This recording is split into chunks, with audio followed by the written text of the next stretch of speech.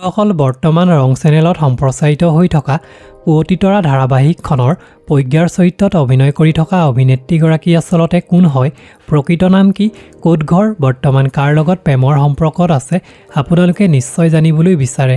গতিকে ভিডিঅ'টো শেষলৈকে চাব। প্ৰজ্ঞাৰ প্ৰকৃত নাম হৈছে সাগৰিকা বৰ্মন।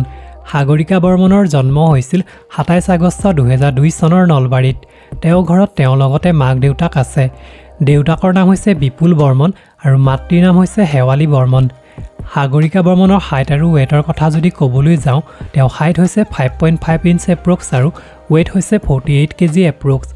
সাগৰিকা বৰ্মনৰ শিক্ষাগত কথা হ'ল তেওঁ বামুণী মৈদাম গাৰ্লছ পলিটেকনিকৰ পৰা JEE কমপ্লিট কৰিছে।